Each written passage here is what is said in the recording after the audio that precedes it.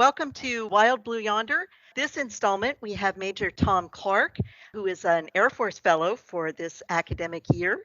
Could you tell me a little bit about your background before you were an Air Force Fellow? Yeah, absolutely. So I'm an aircraft maintenance officer by trade. Started out at Little Rock back in 2008, and then I got to go overseas for a couple of assignments to Japan and Germany, and then got picked up for this fellowship here in the DC area, and that's where I'm at now. And so this year you've been with the State Department, so POLAD, political advising. How did that lead you to get interested in Africa? Basically, in the lead up to it, they asked me which bureau I would like to be in. And after kicking it around with the folks at State Department a little bit, we settled on the Africa Bureau. I thought it would be interesting and that I hadn't had a lot of exposure to before. And so just, getting into, so specifically I was in the Regional Peace and Security Office of the Africa Bureau, and I got to spend a lot of time just looking at seeing things that are going on around the continent. And then I was also taking some classes over at Georgetown University, auditing those, and got to take a class on China and Africa. And that was really eye-opening to see kind of what they're doing and how in some ways it doesn't fit the paradigm of what a lot of the media attention has been, but it's still a place of interest that the United States has to look at and figure out how to compete with China. So one of the most interesting features of your paper was considering a lot of the resource and economic impact that Africa has. And I think probably a lot of American consumers don't think about the things that go into their cell phones, but you did. So could you tell me a little bit about why we need to care about rare earth elements? Yeah, absolutely. Like you mentioned, cell phones, really anything that's modern technology uses at least one type of rare earth element. Yeah, they're those things that not many people have ever heard of. They've got really hard to pronounce names. Unlike their name kind of says, they're pretty abundant. They're just spread really thinly throughout the Earth's crust. And that process of actually getting them tends to be the hard part, just because you have to go through a lot of soil to actually get enough to do anything with. And like you said, cell phones, any kind of rechargeable battery pretty much, especially lithium ion batteries, use some. But I mean, everything from a laser to cell phones to the computer to the your iPad or whatever it is, any kind of consumer electronics, the things that really make the modern world use those rare earth elements. And so aside from just consumer electronics, this has a real impact on military supply chains, right? Absolutely. I mean, so just rare earth elements, you look at like the F-35, it requires about 920 pounds of rare earth elements just for that single fighter aircraft. Virginia class attack submarines use about a little over 9,200 pounds of rare earth elements. And those are just the rare earth elements. That's not even getting into other things that are found almost exclusively in Africa, such as cobalt's a big one. And then you also have pretty much all of your platinum group elements. So the things that make a lot of your chemical reactions that you need in modern industry as a catalyst comes from Africa. And that's where the primary source of those elements is at. Well, and it just now occurred to me that as an aircraft maintainer, this is something that you have to think about pretty closely is where do all these parts come from and how do you keep things in the air with a complicated supply line? Absolutely. So far, we've kind of been talking about those just the raw materials and where they come from. And while Africa is the main source for a lot of those, in 2018, the Department of Defense really kind of got to looking into it hard with one of their Defense Industrial Board reports, looking at the supply chain that supports the modern U.S. war effort if we were to go to war somewhere. Not only did it identify the actual raw materials, but also components and a lot of other things that without even realizing it, we have gradually become dependent upon China to produce those things. Just looking at going back to the rare earth elements, the U.S. only has one mine in the entire country to produce rare earth elements. And then we don't have a processing plant for them, though. We have no way to refine them. So everything that mine produces currently goes back to China or another country in the Western Pacific in order to get refined into a usable material. That wasn't always the case in the 1980s, or up until the 1980s, rather. The United States was actually the leading producer of rare earth elements. But then because it's a messy process, it requires, like I said, a lot of soil to be disturbed. The refining process produces a lot of toxic waste. So for that and a couple other reasons, basically we started shutting down processing plants here in the United States. And China was quick to pick up that slack and took over as the world's leading producer of rare earth elements. So now that we've kind of realized that we've let ourselves get into this predicament, we're starting to gradually see some steps in order to overcome that. There is a rare earth element processing plant that is under construction in Texas. That'll hopefully be up and running here in the next year or two. But that's still nowhere near to producing the amount of rare earth elements that we would need, especially if we were to go to war with particularly China, since we could expect all of those elements and all those subcomponents that we rely on them for would get cut off. So figuring out how to reshore specific industries is definitely a critical concern for the United States. China's following kind of the same process that the U.S. has in looking at where do the resources come from that they need in the case of not just big industrialization, but conflict. And something really interesting from your paper was that China's drawing on some really traumatic historical experiences to inform what they're doing now. So what in their background leads them to think about securing these resources the way that they are? Yeah, so the main example that I used is the what they experienced during World War II. And I think that's still, since the Chinese Communist Party was while it wasn't in power yet, it was in existence. And then it kind of grew out of the aftermath of World War II. I think that's probably a very formative experience for them. And basically, as the United States started cutting off the export of oil and iron to Japan because we started getting concerned about their military buildup. Japan started going out into other countries looking for places to get those supplies because they really did not have any domestic sources of iron, coal, or oil. And so China bore the brunt of a lot of that. And it is true that there's some cultural things in their background. There were several wars between the Chinese and the Japanese leading up to World War II. And there's also, to some extent, they probably started their conquest of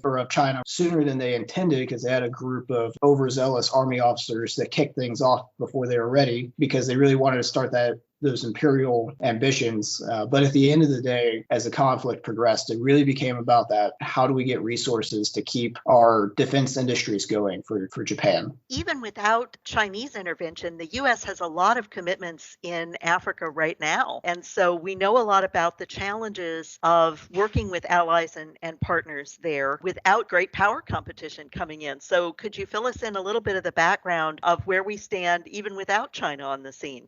I would say that China is even today is very much on the scene, just not in a real conflict like armed forces type of way.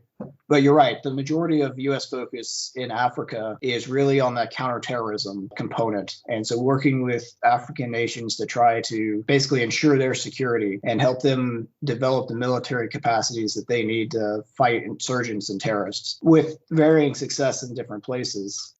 A lot of African nations are used to the kind of foreign aid that the U.S. sends in order to do counterterrorism packages, but you speak a lot about a very different approach that China takes in building their One Belt, One Road, in working with infrastructure around the world and especially in China. Could you highlight some differences of how does China look at building partners differently than we do? Sure. So China, through their Belt and Road Initiative, is really primarily concerned about economic opportunities for themselves and for their companies. And so they've really focused on building roads so they're involved in a lot of the mining processes in Africa. So they really focus on that infrastructure that links mines and wells back to the ports where they can bring that stuff out and back to China. I think in addition to that economic focus, the other big area that differs is the fact that the Chinese typically do not have any kind of political strings attached to their infrastructure investments. As long as an African country is willing to sign on the bottom line and say, yep, come do this, then they'll come in there and do it. Whereas the United States,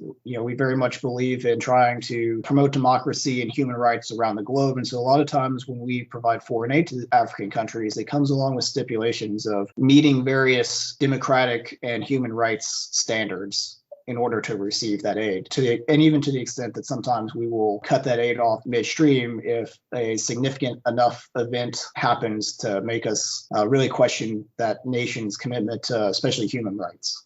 Something that I didn't appreciate, and really until I was in the middle of an Atlanta to Johannesburg flight, was just how big the challenges are in terms of varying terrain, huge distances. Even if you're in a jet plane, it's going to take you hours and hours to get somewhere. So could you speak a little bit about just the geographic challenges and limitations when it comes to planning or thinking about Africa? Definitely one of the biggest, no pun intended, is just the sheer, like you said, the sheer scale of the continent. If we were thinking about theoretical air operations in Africa, especially if we're kind of still in an economy of force type scenario. So like say we actually go to war with China and the Pacific is the combat zone and we're doing something in Africa to support those countries' security, to basically give them the option to still conduct trade with us. You can probably, like the closest existing Air Force installation is at Aviano Air Base in Italy. And to get from Aviano just to the north coast of Africa is about 600 miles. You figure even in a fighter aircraft, that's still at least 2.5, 3 hours to get there, depending on how much fuel you're willing to burn. But if you want to go all the way to the southern tip of Africa, that's 5,500 miles.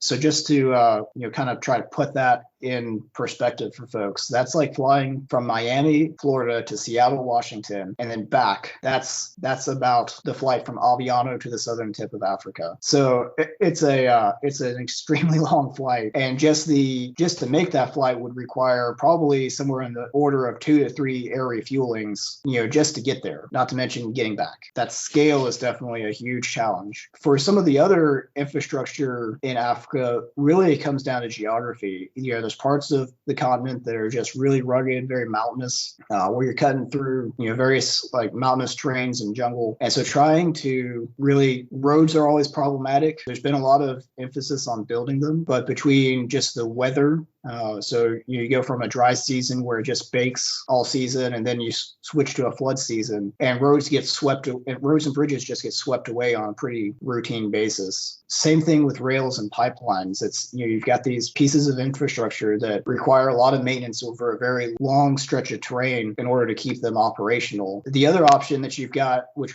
unfortunately in Africa isn't really an option, is inland waterways. The U.S. has tons of inland waterways, the Mississippi, Ohio, just to name a few. But really the only river in Africa that's truly navigable along the majority of its length is the Nile. Pretty much all the other rivers, they've got very short stretches where there's some boat traffic, but it's not like interstate commerce. It's just regional, or perhaps getting across one of the large lakes that do exist in Africa. And that's largely just due to terrain, because the number of locks and canals that you would have to build would probably make the Panama Canal look like a child's play. We've seen very vividly recently what happens when the Suez Canal is held up even for a couple of days. Absolutely. And you highlighted earlier that a lot of these infrastructure projects were done for the convenience of a resource or for a foreign company sponsor. And so these don't even necessarily work for anything except transporting resources. It's not something that might be militarily useful if you needed to move population or get to strategic geographic points. It's kind of a mismatch of why they were constructed and why you'd need them. There are a few railways, especially in East Africa, that were made for moving people. But yeah, for the most part, it's very specific of getting a commodity to a port to get it out of the continent. And so that was part of why, when I was looking at the problem of the geography and how we might use air power to actually address that challenge, what it essentially came down to was using agile combat employments and moving forces around pretty rapidly to provide close air support, most likely actually to African ground forces, as they defend those various lines of communication, whether rail or road. The U.S. still has the chance to have access to those materials that we'll need. This is definitely an Air Force kind of media outlet, but I often run into people who think air power is just kind of magic, that if you don't have roads or you don't have a pipeline, that airplanes can just swoop in and do what you need to do. But one of the really interesting and really useful pieces of your research is that it's just not that easy. You can't just put an airfield wherever you want it and have things work out like magic. So could you talk a little bit about the challenges of putting expeditionary basing in geographic challenges like Africa offers? So my first real introduction to agile combat deployment was actually in USAFE when I was assigned to Spangdahlem Air Base there. So we were working with F-16s and trying to figure out how we move them around the European continent. And even that wasn't easy. And Europe's small, has lots of infrastructure. And we quickly realized there's a lot that you have to take into consideration. So the first thing really is pavements. So whether you're talking about the runway itself or the aircraft parking ramps, especially in Africa, a lot of runways are not designed for heavy aircraft. They're made for small, light aviation type propeller aircraft. In a lot of cases, they're just dirt. And those I pretty much just said, yeah, that's probably going to be way too much work. But you also have some that are maybe usable. They're especially like the asphalt or some of the thinner concrete runways and parking ramps. You might be able to use those for U.S. Air Force fighter aircraft. But you have to be careful because for a given pavement, it's thickness and material. It's able to take a certain pounds per square inch of loading. And what a lot of folks don't realize is they look at F-16s and they go, oh, look, it's such a little fighter or a little airplane. It can't weigh that much. And then they look at, say, a C-17 and they go, oh, man, that thing is huge. But what a lot of folks don't realize is that the pounds per square inch under each wheel of a C-17 is actually lower than that of the F-16, especially when you've got it loaded up with fuel and bombs. And so you have to be really careful where you land strike aircraft, so whether it's F-16s, A-10s, F-15s, whatever. You have to be really careful where you land them because they can actually sink into the pavement, especially if it's some of that softer asphalt on a really hot summer's day in Africa, and you come to a stop and you're sitting there trying to turn it, and then you've got the aircraft ready to go, and you look down and you realize, oh wait, the wheel has managed to sink an inch into the asphalt. How are we going to get this thing out of here without tearing up the landing gear? Just the simple things like pavements, really a big issue that we have to consider. Also things like, how do you get fuel to an airfield? The easiest way and the most economical way is to have a pipeline that runs right to that airfield. But like we already discussed, there's not a lot of those in Africa to begin with, and there's even fewer that are moving refined petroleum products into airfields around Africa. There's some along the coast to supply the major international airfields, but when you start getting into some of the smaller ones, there's not. So now you start having to look at, do we truck it in? Do we bring it in by rail? If you're bringing it in by rail, does a railway even come anywhere close? Because again, there's not a lot of railways in Africa. Most of them are focused along the coastlines. So how do you just get stuff there is an issue. Another one that people don't think about is just cleanliness, especially for an F-16. It's really sensitive to foreign objects. So little pieces of debris on the runway that can get sucked up by the engine and ingested. And, a lot of times, especially with modern engines, if it's just a little pebble or something, one doesn't do that much. It just scratches the blades a little bit. But when you start getting a lot of that stuff getting pulled down the engine, now you start running into issues because you can quickly erode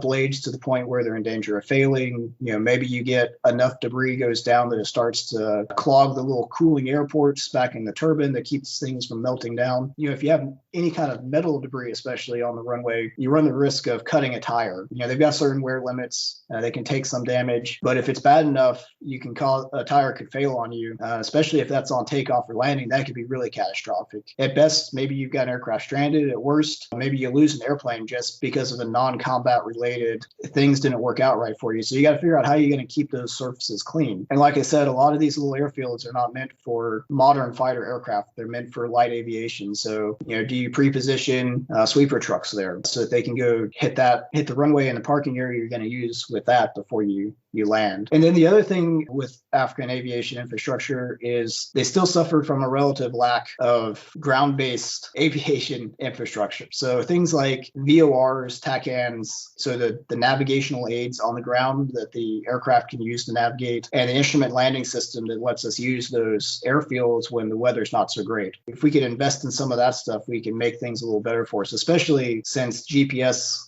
which we primarily rely on, uses a pretty weak signal and is actually pretty easy to jam. Well, I was about to ask about that. All of the kind of planning and thinking about technology that I see assumes that great power adversary is probably going to mess with that kind of capability. So if you lose your GPS navigation, what do you do, especially in big unmarked areas that have maybe not been as terrain mapped as USAFE or the continental US? The biggest thing is starting early, starting right now, especially so we do expeditionary site planning where teams go out to these airfields and survey them and map up, kind of look at the immediate surroundings. But we could also expand that out to looking at getting better terrain maps of the continent. But I think really going back to those ground-based navigation aids, that's really probably where we'll get the most bang for the buck, especially since African nations know that this is an issue. The African Union has actually made this somewhat of a priority to try to upgrade their aviation infrastructure, because those navigational aids will also benefit civilian and commercial traffic around the continent, which is what they're primarily worried about. But if we could get that infrastructure in place ahead of time, then that at least allows our aircraft to reliably get around the continent without being so reliant on GPS.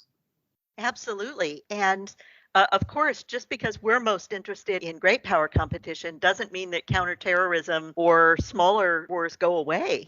And I was thinking about airfields are enormous assets, especially if things have been pre-positioned there that are useful, or if there are fuel stocks. We know from civil wars in West Africa, in Sierra Leone and Liberia, that controlling the airport makes you pretty powerful. And so what sort of investment has to be made in protecting these things? Well, luckily, I think that counterterrorism fight goes a lot with the how do we protect airfields for our future use in great power competition. It's really, so in my paper, actually the airfields are actually one of the easier infrastructures to guard, because it is a small, relatively discrete patch of land that you can fence off, and then B, you can actually put enough people on it to guard it. And so those same forces that we are training in the counterterrorism fight are probably some of those same forces that the African nations will use to guard those. And I think that's really how we would get to make sure that those are still accessible. That, and ensuring that African nations, really engaging in the diplomacy before any kind of conflict breaks out on the continent, so that African nations know that we're here to help them, whether that is in the counterterrorism fight or if it is basically guaranteeing their ability to choose who they do business with during a conflict between the United States and China. And I think that will go a long ways towards building that goodwill ahead of time, so that they actually want to let us use those airfields rather than just saying, no, stay away.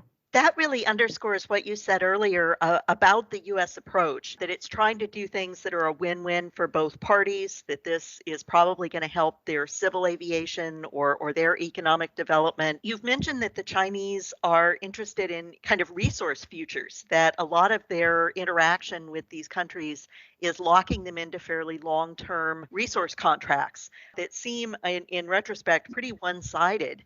So do you think that the soft power diplomacy approach is the most effective and maybe the best in terms of international relations? So I think it is, mostly because, so like I mentioned in the paper, so all those contracts that the Chinese have signed with African nations, they everybody, especially about 6 to 8 months ago, made a big deal about the waiving of sovereign immunity when it came to arbitration and a couple other factors. But doing the research into what that really means, it really came to the bottom line of that, yeah, that language is in there, but the chances of enforcing it in any way short of the Chinese simply invading is really, really low. So really the best thing that I think we can do is to foster those relationships with those African nations, so that when push comes to shove, they want to be with us, and making sure that they know that we will step in if that need is there to guarantee that choice for them. And I think that'll go a long ways toward actually getting them to side with us in a conflict with China. And we've been talking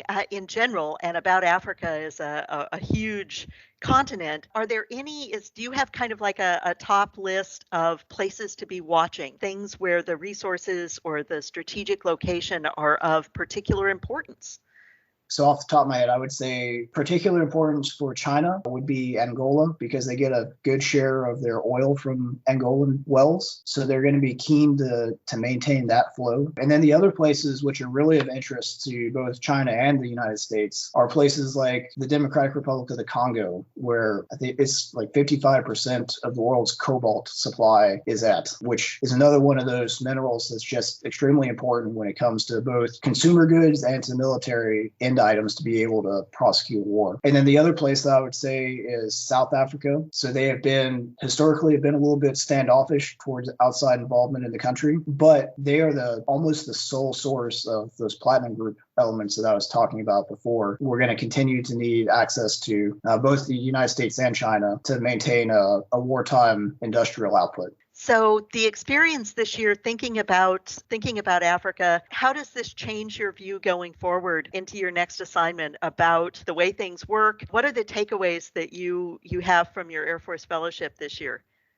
I think the first one is probably that things are not as they always seem on the surface. So you really have to kind of dig in and really figure out, like, why is it that nations are actually doing something? For instance, I mean, just the debate about what China is actually trying to do in Africa is a very interesting one. When I first came to the fellowship program, I pretty much heard the same thing all along of, like, debt trap diplomacy, that they are really just, trying to suck up as much African, land and resources as they could, which is true to an extent, but it was not, especially my Georgetown class where I was, looking at what China is doing in Africa.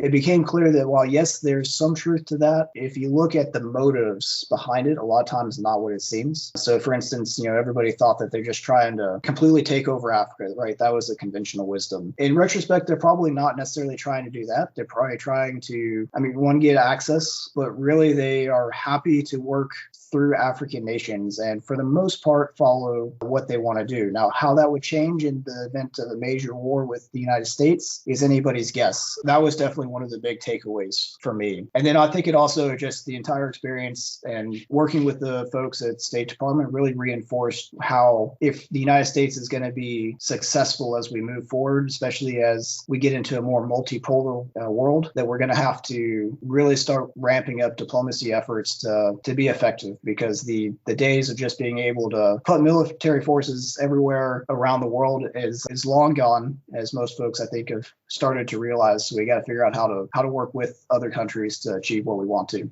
And some of your remarks earlier also come back to one of my favorite themes, which is whole of government approaches. You talked about reshoring some of these industries, that it was easy to offshore them because we didn't want a lot of the second and third order effects. But for security, for supply lines, domestic policy is fairly important in this as well. Yeah, absolutely. Going back to things that I've come to appreciate more, the interplay between domestic politics and foreign policy it's extremely interwoven. And if you disregard either one at the expense of the other, then you're setting yourself up for failure. I think we definitely have to figure out that whole of government approach is the way to go. Reshoring some of the stuff is just absolutely critical, because we don't know what the future holds. Kind of like the old quote goes, better to be prepared and not need it than need it and not have it. That's really what this entire project kind of came down to me, was how do we prepare in case we need it? And there's not to say that my recommendations are necessarily going to go anywhere or get taken up, but it's stuff that we have to at least think about and ponder. Like, what do we do if we go to war with China? How do we respond to that? Because in a lot of cases, unfortunately, if we wait until the crisis is upon us, it's too late and we can't do anything really meaningful about it. So I think these are all the questions that I had for you. Is there anything you'd like to add that we didn't touch on? So I think the last point I'd like to make really is, like I recommend at the end of my paper, if we want to be prepared to be successful in Africa, we've got to do some investment in infrastructure. And that's absolutely true. But there's also some things that we can do unilaterally by ourselves to kind of reduce the amount of infrastructure that we really need in Africa in order to be successful using this agile combat employment. And that really comes down to how we design and build future aircraft, especially with fighter aircraft and strike aircraft. And not to say that is the future manned fighter aircraft is the solution to Africa. It could be any assortment of unmanned, manned type strike platform, but whatever that platform is that we decide to go after, we need to stop assuming rather that the runways, we're going to have these exquisite runways that we're used to building. I mean, you look at the runways that you have at Air Force Base, and they're like multiple miles long. There's super thick reinforced concrete that you can land anything on. But if we would take a step back and look at what environment environment do we actually want to use these airplanes in, and start building them to be able to use like improved dirt fields where it's just been, it's a dirt field, but it's been compacted, or at least some of the softer like asphalt type runways. That would go a long ways to easing the amount of infrastructure investments that we need in Africa. And then I think the other thing too is the tanker capacity, tanker and airlift. That's definitely been whether we're talking about it a couple of years ago in Europe or Africa 20 years from now, the tanker capacity to not only get airplanes to and from different theaters, but also to conduct operations in multiple theaters. It requires a lot. If we have the tanker capacity, then we could stop worrying about fuel capacity at these forward airfields because we'll have tankers nearby, as long as it's an environment that's conducive to them operating. So having those support aircraft to be able to actually conduct agile combat employments is very important. And I think the Air Force as a whole has started to realize it, even with the increases in the number of operational squadrons that General Goldfein started campaigning for a couple years ago. That wasn't predicated on agile combat employment. That was predicated on wings operating as full up wings up close to airfields or to combat zones that we wanted to operate in. So it's just the calculus is a little bit different. And I don't know that we've fully addressed that. And that's something we got to dig into further. Growing up, one of my neighbors was a flying tiger with Claire Chenault. So my takeaway is always you don't always get to land where you want. Absolutely. It's not always the good quality that you want. Sometimes it's where in the Himalayas there's a gap. So that's all that kind of brings some of the Air Corps experience full circle. This has been great. I think this is all I need. Is there anything else that you want to say? No, I think that's it. Thanks again for this opportunity. It's been great talking to you, and hopefully if nothing else, this will stir a couple of thoughts out there in folks to go dig into something and take a look at how do we actually prepare ourselves for a future conflict. Thanks. You've been listening to our conversation with Major Thomas Clark, an Air Force Fellow this year at the State Department in Poland. This is Wild Blue Yonder on the Air, Episode 2. I'm Dr. Margaret Sankey. Thank you for joining us, and I invite you to listen in next time.